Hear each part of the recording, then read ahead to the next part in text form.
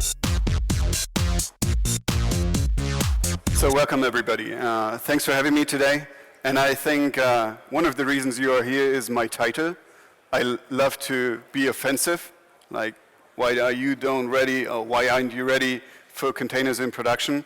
Yeah, just a quick introduction. My name is Christian Johansen. Yeah, it's not really a German name, but a Northern name, and you can find me on Twitter. For me, it's like real-time media in the meantime.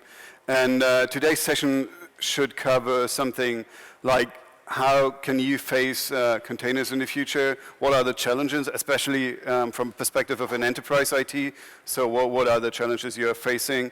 And I just want to give you a quick overview. So we are talking about enterprise IT. We're talking about containers in test dev. I think that's the level where people are now. And then we have a quick excursus into containers in production.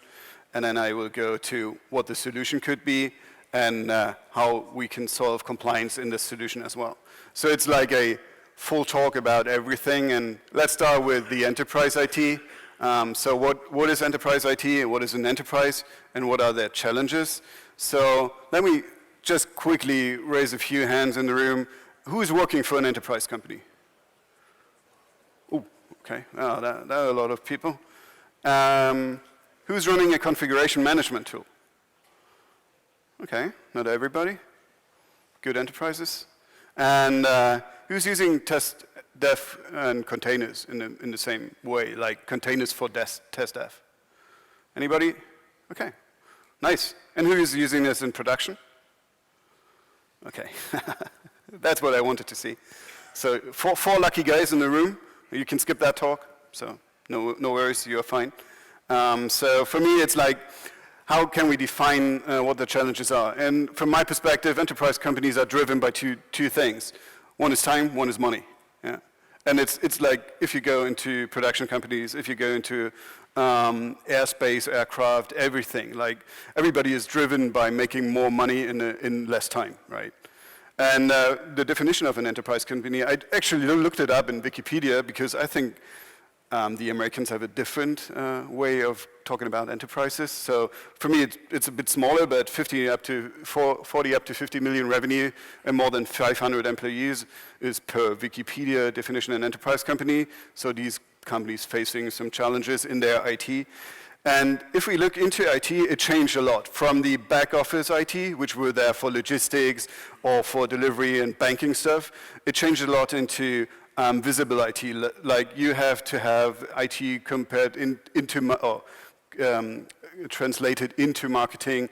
You have different delivery and logistics and stuff where you have to care about your IT. So there was a huge shift from the mainframe area where you had anything in the back office into something that's visible to your business and to your customers. And with that, there were some separations in the IT, like infrastructure teams. You all know these client and server guys, the storage admin, the networkers, and also the security teams. And this brings me to the enterprise IT. So enterprise IT is normally seen as a function within the company that helps you to drive the business or innovation to the business. Like you just need them if you ask them, but today is different, right? So if you use your Uber app, for example, that's a perfect example how usability and personalization of services has changed in the past. So if we compare that, we have a customer called Alaska Airlines, for example. They quote themselves as a software business in the meantime, because they do everything in automated software fashion. They calculate how long the slot is in the airport, and they save money and time with that. And that's back to money and time, though. That's the reason why we are thinking about running differently now. So running operations have to be more efficient, and we also see a rapid and evolving landscape like containers. So this drives us to how does enterprise IT deal with it.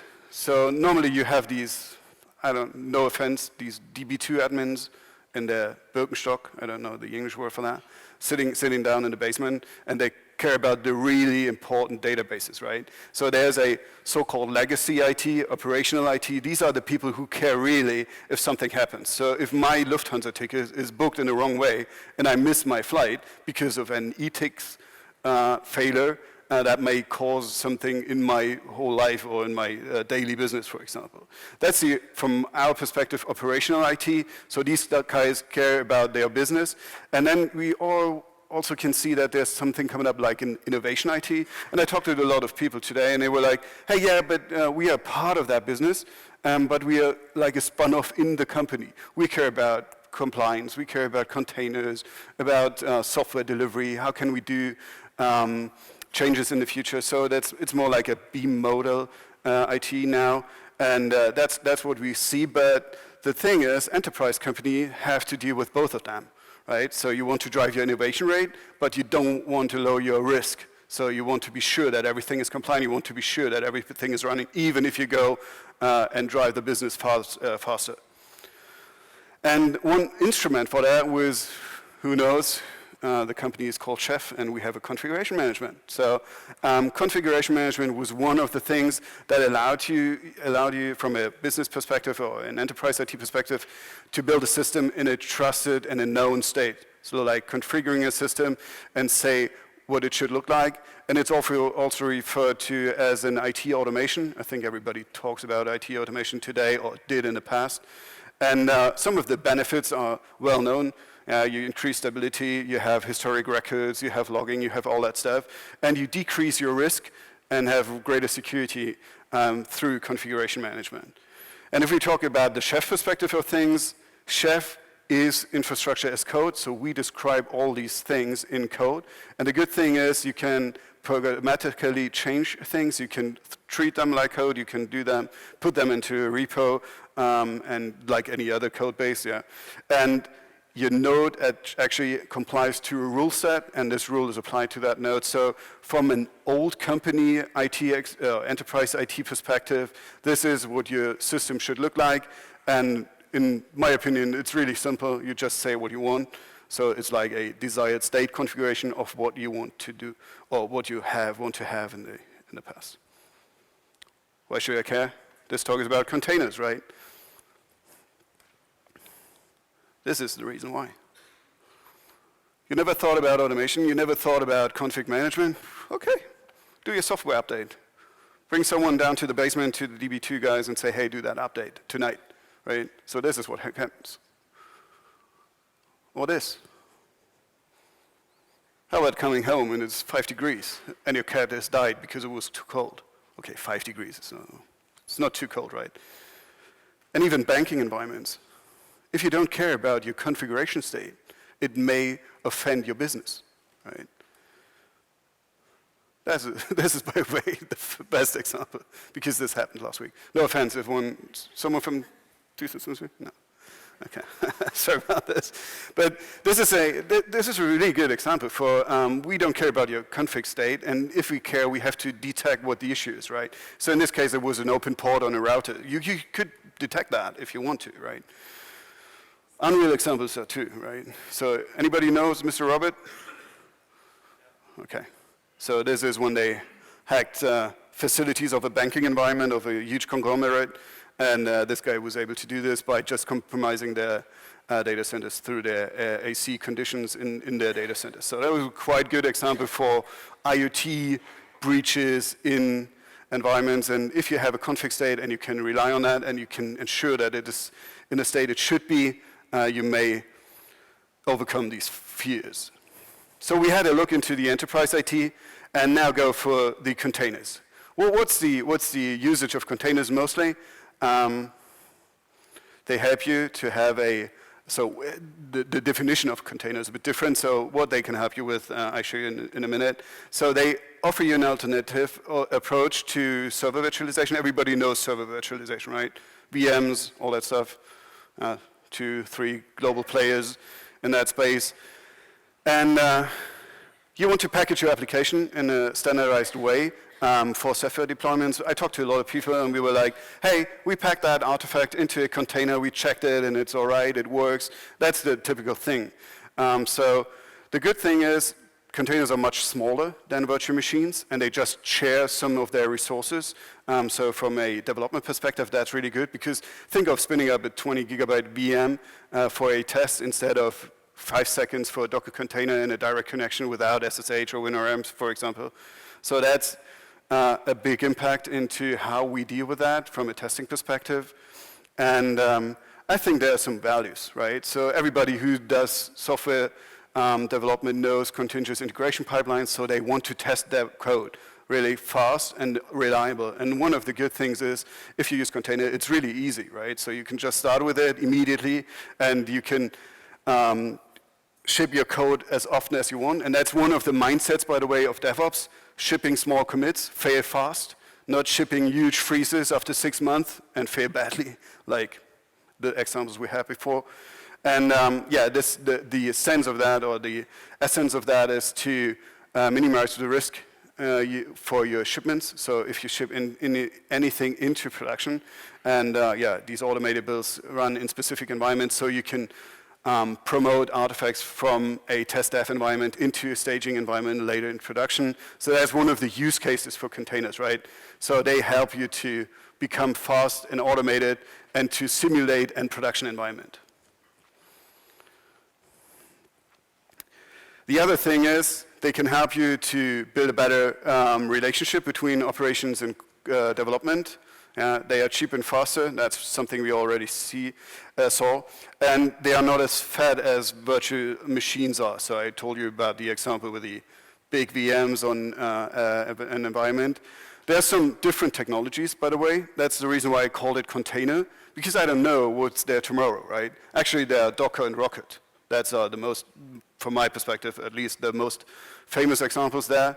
And we have also I would say it's like a tribe that's going into, hey, we have to strip down the OS to deploy containers onto it. Because even an OS ships a lot of libraries, a lot of stuff, a lot of overhead with them and if you want to use containers on them, it does not make sense to have that full stack of an OS, so of an operating system. There are some examples. CoreOS is, I think, the most famous. Sorry about that. And there's some other things that that try to get rid of the stuff that is too much in an operating system. And the great thing is it's really easy to create a container. So you first create an image, and the container is the runtime of your image. So you create an image, and you can run a container then. And the good thing is, as it is with config management, you can store them. You can just pull them out of the repository, and you can use them. So these are immutable. And every time you create a new one, you have a new version. That also helps you, because that is something you can just deploy services, break them down, make an update, deploy them again, right? So no one cares. It's not like configuring the whole machine, configuring the whole stack, like we do with legacy applications in config management, WebSphere, for example, right? So that's more containerized services. So from a perspective, what we covered so far was enterprise IT. We saw containers in test dev. And now it goes to containers in production. And I did the operational IT versus innovation IT stuff, because I think that's where it comes to, like, hey, we have this good new world and we can test everything we want. And hey, can you please do that in production, because it's so easy. We want to ship that in the same way, in the same manner. And this is where it becomes challenging. So people may wish that they want to have the same kind of things in the production environment. And if you look into that, that covers a lot of challenges, right? So is your service and application container native? Even if you test something in a container, it may be not container native. So there's a life cycle as well. So you can delete it, you can spin it up, you can update it, whatever. The whole application life cycle should match to the container itself, right? So to the kind of how container is working, or a container is working. So what are your release cycles? How are application released into production? What is the setup of your production? Keep in mind that if you run containers on an OS, you're relying on this OS, because it's like a split on this kernel, like described here. Choice of kernel, network security, all that stuff. All that stuff you don't care about in test dev, right? Because it's like an isolated environment. Just an example. Learn the OS. Package manager, basic config, shell scripting, Dockerfile, Docker Composer, equivalent, Kubernetes, Mesosphere equivalent.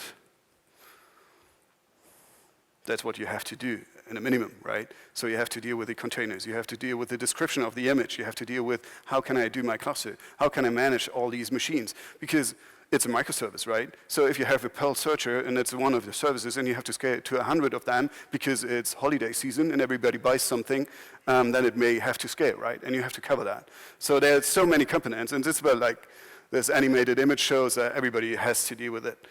And this is something where we should think of, hey, config management, you talked about this, enterprise IT, maybe this helps us, right? So how can Chef help you with this today? And we say, hey, we can set up your infrastructure. We can help you with your runtime and the management. We also have some test and dev tools, like Test Kitchen is one of the names, where we just use Docker as a driver. Like we are testing our recipes before they go into production locally against Docker. We can also integrate it into a delivery pipeline called Workflow, and we can automate the image building. Okay, that's nice. That's something like, hey, config management helps us. There are a few resources, like I told you. There's a documents page, there's Test Kitchen, and we also help you to deploy your Kubernetes or Mesos environment into your production environment, because we think if you have config management in your production IT, you should use it to deploy that stuff as well. But there are more challenges, right? It's not about deploying Kubernetes. You know how to do that. You know how to deploy Mesos, right? But this is something we call the learning cliff. And you can see that this is development. This is where we give a shit, right? We don't care. Everything is fine. We are spun off. Who's the company I'm working for? I don't know, right? So you can do whatever you want. But in fact, if this goes into production, you have to deal with so much more. It's workload placement, it's network, it's compliance, it's security, it's all that stuff, right? And it's easy to not care about this, but if you rely on that service, and if you offer a web shop like someone who deploys software into something, or if they book their service through this portal, and this portal is down because you just brought it up in a wrong way, or with an offensive entry point, for example. This is where you have to care, and to be honest, this is nothing config management really solves. I don't want to have a Chef agent in my container. Even when I work for Chef. And one thing people do is they go for infrastructure first. So they even in a container space, you can see that there are different layers. So you have the infrastructure, you have the runtime, and on top is the application delivery itself. And so you can see all these runtimes. Who knows what you want to do tomorrow, right? So the thing is, infrastructure first. I need 4 VMs, I need 200 gigabytes, I need 2 CPUs, whatever, because of this application. So this choice matters up front. So if you decide today to go with Kubernetes on Ubuntu or whatever, this is something that drives you there, right? You need a Dockerify if you want to go with Docker. You need a kubectl, whatever, if you will go with Kubernetes. So this is tightly bound to your decision. If you decide today to do this, you're bound to this decision, at least for a period of time. And some of the tools help you to bring that up to life, right? So as I said, this is based on what you decide today. And we thought that this is a bad approach, because we like to have that information coupled to the application. So if we deploy that application, this should be independent of what the target infrastructure is. Even if it's Rocket, if it's Docker, if it's Kubernetes, if it's Mesos, we don't care. We want to have that application there. This microservice should run like this, right? And this is where it comes together, and this is the approach we are preaching now. We say, hey, we wrap an automation layer around this application, and the resulting package could be deployed wherever you want. If it's Docker, if it's Kubernetes, if it's AWS or Google Compute, we don't care. The application should care how to deploy itself. And even if there are hard requirements, you should be able to pack that into that information. Like we have to have a SAN setting or networks or whatever, like in this example. So this is what we should achieve in a production environment. So we covered that now. And I think you saw that learning cliff from, hey, it's cool to test my code against a container, to, hey, we have to care about all this in production. And I already told you that we name it automation that travels with the app, and we call it Habitat. And Habitat is like a synonym for the housing, what's the natural habitat of an application. And Habitat has different components. We have a so-called studio, we have plans, we have a depot, and we have a supervisor. And I just want to explain to you what the components are and what they are responsible for. So the first thing to begin with is the Habitat Studio. So you can just download Habitat. It's open source. You can start with it by just calling the binaries. And Studio allows you to design whatever your application should look like. So you can, you broke the table. You can build so-called habitat plans. So plans help you to give the instruction how to download, how to install, how to live with the life cycle of a container. I told you that the application should be capable of. So this is where it comes into play. And if you look into that, this packaging is done in that studio, and you create something we call a plan as H. That's the basic information. We have a configuration template. We also have configuration defaults using TOML. That's another language. And we have so-called hooks. So every time the application restarts or the container restarts or the container is built or something, this is what happens then. So you describe what happens then.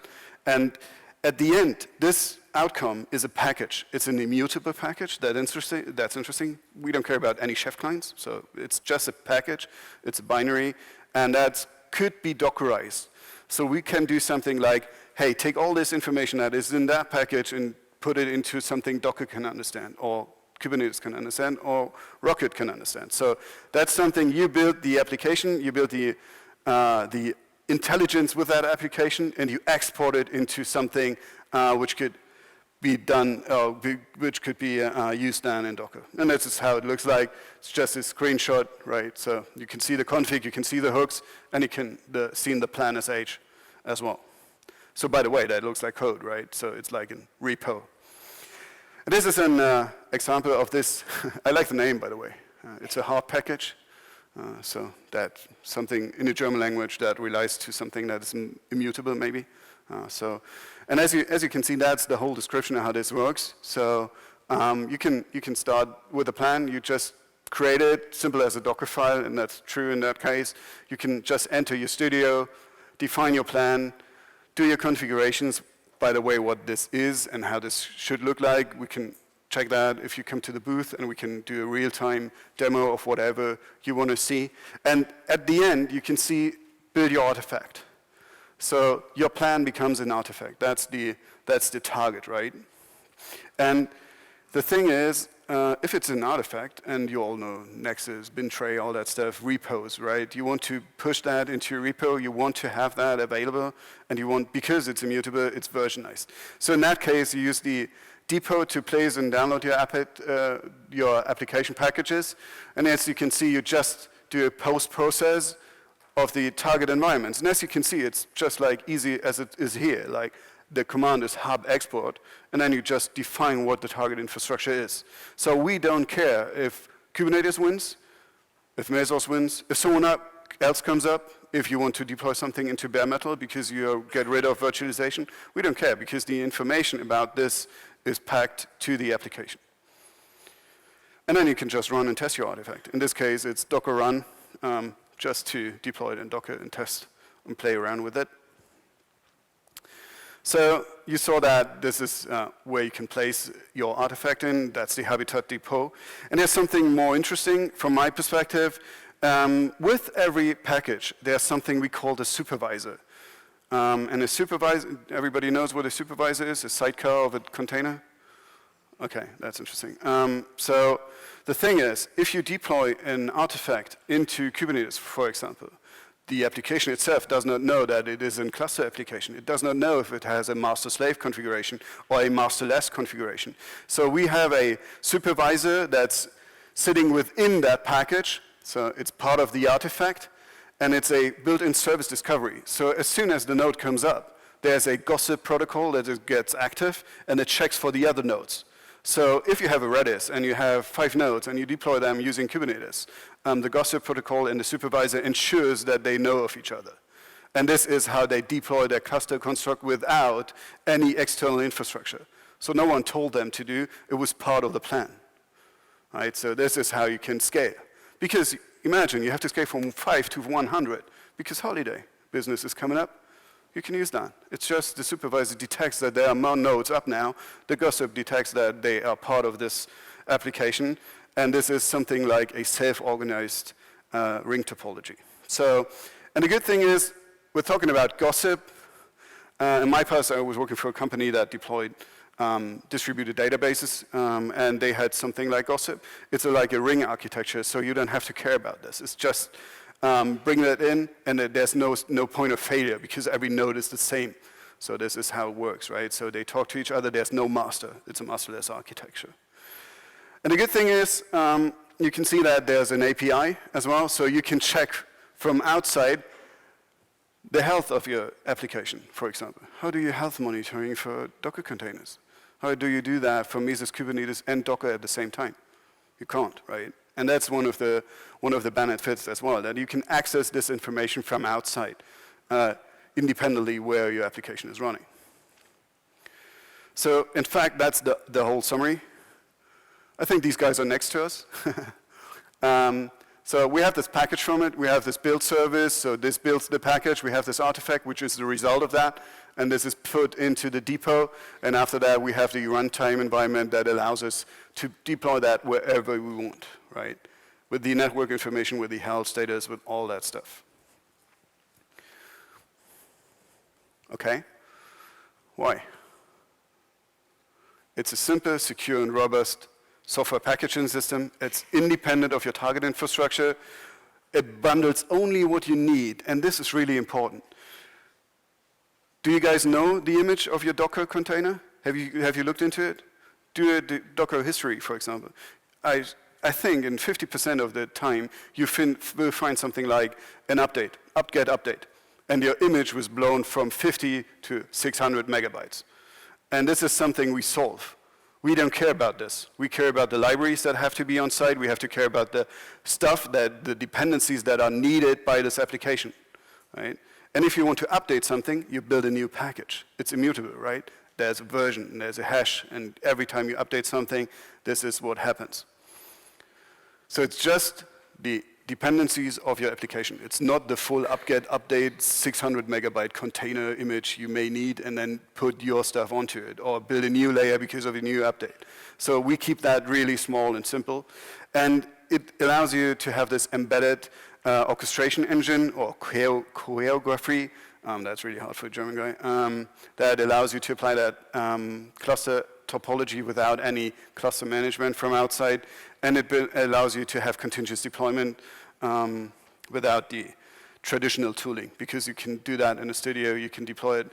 And I think that's it from a overview perspective into Habitat. And there's another thing, because one thing that is not covered by Habitat is the compliance. So I'm not sure if there will be ever a profile like a sys profile for hardening containers, but I've heard that there's something. So in that case, we offer something like a compliance check or a target check for your infrastructure. You can use that with your config management, or you can use it with your container. And as you can see, that is a simple example of checking that the protocol version inside is matching the version number 2. And this is just a simple test. And the good thing is, if you're using Docker, you can just throw this against the native API. So there's no need to have an SSH connection. There's no need to have WinRM if Windows Nano will be up at any point in time, or 2016. So you can just execute your tests against your container. And as you can see, that's code as well. Your plan is code, your config management is code, and your compliance profile is code. And you can map that into compliance profiles. So if you ever see a compliance profile from the Center of Internet Security, for example, you can just add these information into this profile, so you can match that PDF, XML, whatever your auditors give you into a scripting language and say, hey, this is the test we want to achieve. And this is what I like. So we have these cookbooks from the config management. We have the Habitat plans that describe how our application should look like. We have the compliance profiles that help us to define how hardened or how compliant our target infrastructure should be. And this is all content, right? And we can visualize everything in that Chef Automate stack. So this is where the plan comes together. So every one of them produces content, and this content is code, and we like to treat it as code. From the old config management, I don't care if you say, or if I say it's old, because from my perspective, even in the German-speaking region, people deal with config management, and they will have to, because it's not like everything in IT is automated right now. So this is the entry point, and then you may change into this innovation IT and say, hey, these guys, they're doing stuff for the web environment, and they do it in containers. Is there any idea of bringing that together in the same fashion, in the same manner, in the same repositories? And yes, you can that, right? So that's the whole stack where we care about infrastructure as code. We have workflow, we have visibility, we have compliance, we have all these things together, and this is true for everything, right? So you can scan your container for compliance, you can change anything in your plan, you can update your containers, you can check them again, and you can do this continuously. It's not only limited to your old legacy infrastructure, it's also applicable for the new ones. If you want to check out some of this stuff, go to Habitat SH. This is packed with hands-on tutorials, so you can start a Redis, you can build a package, you can do a change, like changing the runtime environment of this Redis package, update the package, deploy it again. Like then you get a feeling for the full life cycle of a container from a Habitat perspective. You can also use learn.chef.io, which is a basic tutorial into IT automation, and Inspec.io that allows you to have a view on the testing language itself. So on every page there are tutorials and code examples, and this is what I could say. Thank you.